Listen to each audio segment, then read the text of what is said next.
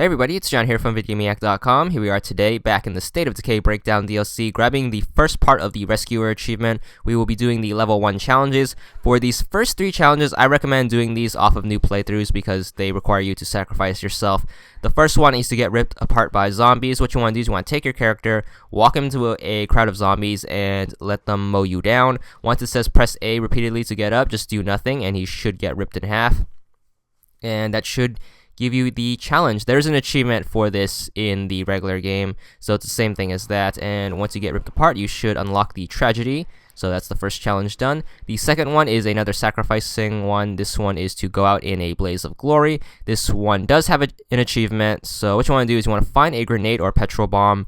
They usually are in the northwestern part of the map where the military is if you're having trouble. Equip it using the left and right on your D-pad, and then do the same thing. Walk into a crowd of zombies and get mowed down, but once it says press A to get up, you want to tap the right bumper, and once your character goes down, he should pull the pin or set the petrol bomb on fire, and then go out in a blaze of glory. Once you go down, you should unlock the tragedy, and that will be 2 challenges done.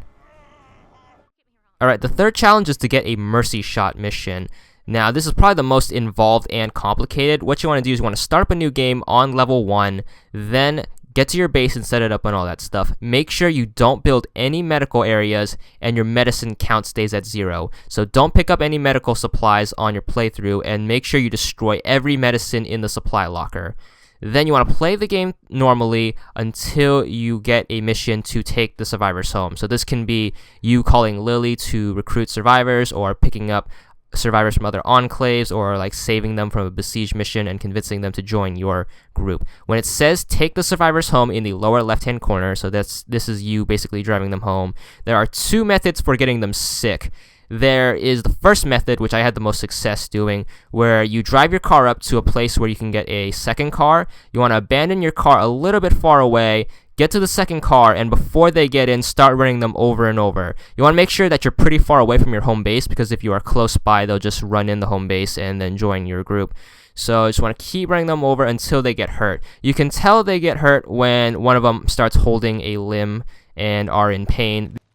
The other reason we're doing this is you want to lose as much trust as possible, because you cannot do a mercy shot mission on someone who's labeled as your friend. So you want to make sure that these people hate you as much as possible.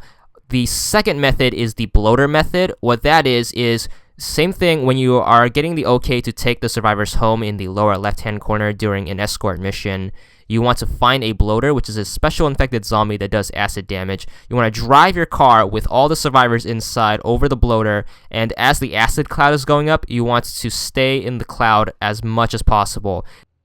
This will increase all 3 people's chances of getting sick. So both of these methods are supposed to work. I couldn't find a bloater for the longest time. I did like 50 laps around the freeway and still couldn't find them, so I just did the car method. Then what you want to do is you want to make sure you take them back to your home base and that at least 2 people are sick.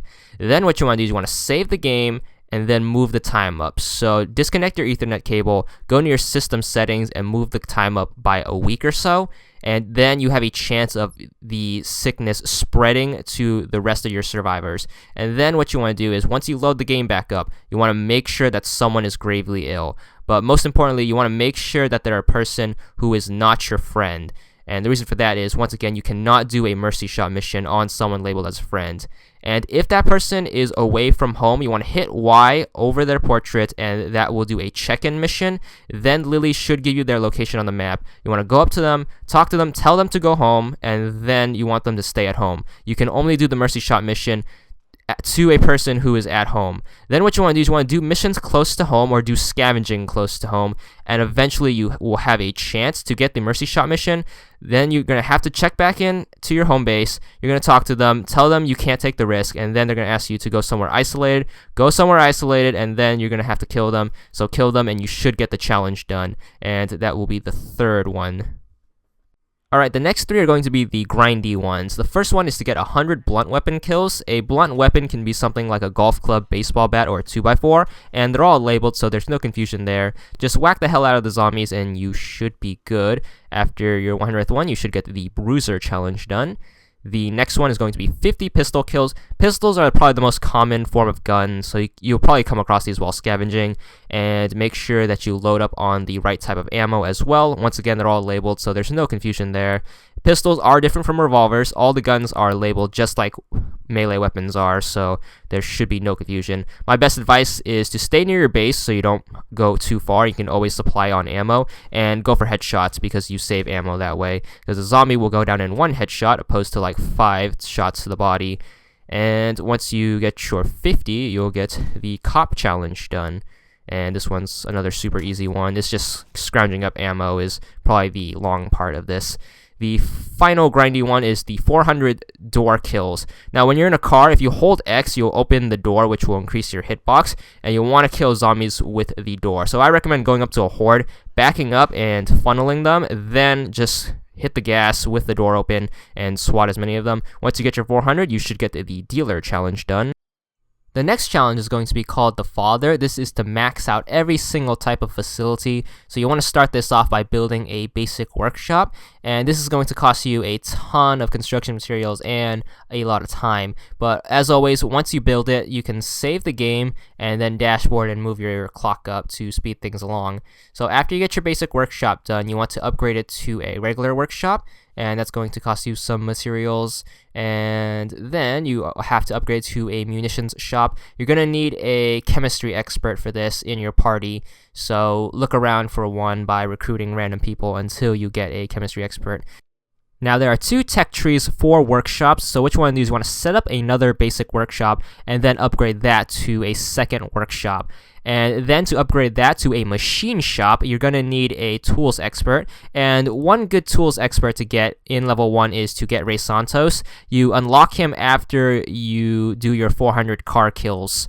So after you get the dealer challenge, you will be able to unlock him, and he fills in the requirements for that. And you need to build a machine shop. Then you need to build a sleeping area. This is another basic part that doesn't really require much. Upgrade that to a bunkhouse. Once again, that doesn't take any specific requirements, just 25 materials and 3 influence. Super easy.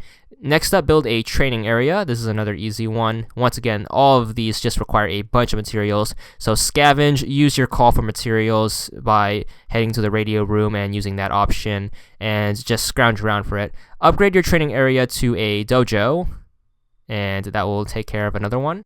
Next up is the library. Now, if you are in a small base like the church or the Mexican food restaurant and you are dismantling stuff to make room for new facilities, what you want to do is you want to keep your workshop and library because you use those to get other types of facilities. So now we're starting off with the medical area, and we're going to upgrade that to an infirmary. And to upgrade the infirmary to a medical lab, you need to have a library, and that's why we kept it around. Same goes for the workshop because that is required for many other types of facilities. So keep those 2 around. Once you get that taken care of, what you want to do now is you want to set up your garden, and this is going to cost 25 materials and 50 influence. And to upgrade this, once again, you need your library, so it is very important to keep that around. So go to your library after your garden is built and then research greenhouse gardening. You cannot do this unless you have a regular garden. So once you get that research, you can build the greenhouse by upgrading your garden. So get that out of the way, and then you can build a storage area. And this is why we kept our workshop around, because you need a basic workshop or higher to build the storage area. And once you get that built, you can upgrade it to a food storage. And once you get that upgraded, you can upgrade it further to a refrigerated storage area. So once again, this all requires you to have a workshop. And once you take care of the storage tech tree, you can build a kitchen. And once again, this requires you to have a type of workshop available. So once you get that done, you can build the dining area. And this one is a basic one, doesn't really require anything special. And the final upgrade is the shooting platform, which you can upgrade your watchtower to. If you're at a base that doesn't have a watchtower like the parking garage, you need to build a watchtower, obviously. So upgrade it to a shooting platform. Once you load the game back up, you should get your challenge done. The next challenge is going to be called the Scholar. This is to max out all possible research. And to do research, what you want to do first is build a library. With all of these research buildings, you can reuse them from the last challenge. So once you get your library built, what you want to do is you want to build a workshop and upgrade it all the way to a munitions shop. Once again, I've shown you how to do this. You need a chemistry expert in your party so you can get the final upgrade. So once again, play the game and recruit as many people as possible until you find a chemistry expert. And then you want to get to the munitions shop, and that will allow you to research the box mine. All research is done at the library, so don't dismantle your library. Don't dismantle your workshop either, because you need that for later research projects. After you get the box mine, you can get the whistling box mine, which is an upgrade off of that. Research projects take 4 hours, but once again, you can use the dashboard method to save a bunch of time. After that, you can research the pipe bomb, and once again, this requires the munitions shop. And then after that, you can upgrade to a steel pipe bomb, and that will take care of all the stuff you need the munitions workshop for, but remember to save it. Build a medical area and upgrade it all the way to a medical lab. This requires you to have a library, so don't dismantle your library and don't dismantle your workshop. And always look for materials. You're going to need pretty much a little bit of everything. A lot of construction materials, a little bit of ammo, and a little bit of fuel, and a little bit of food to get all the research done. So get your medical lab, and then you can go back to your library and research the potent homemade stims. This requires you to have a munitions shop and a medical lab. So if you're at the church, you have 3 slots to put buildings at, so those are going to be your 3. So you can upgrade to chemical incendiaries, which require a munitions lab and a medical lab as well. Dismantle your medical station and set up a garden. And then what you want to do is you want to go to your library and research the greenhouse gardening. I've already shown you this to get the greenhouse upgrade in that challenge. So once you do that, dismantle your garden and build a storage area. You only have to upgrade it once to a food storage area, so it's not that bad. So get it to a food storage area. This also requires a workshop, so that's why we kept that around. And once you have your food storage area, you can go back to your library and research biodiesel, and this is going to cost 10 food. So this is why you need a little bit of every materials and a lot of construction materials. So once you get all the research done, you should get the Scholar challenge done. The next one is going to be 500 fame. To get fame in Breakdown, you need to do friendly survivor missions. So any missions that have you bringing survivors to your home base to recruit, that will give you 25 fame. You also get fame for building buildings that your people need. So if Lily calls you up on the radio and says you need a training area or a food area, you can build that, and that will give you like 4 fame, but this way you get 25 for each, and you don't waste any construction materials. So that is probably the best way to do it. Once you hit 500, you will get the Believer challenge done.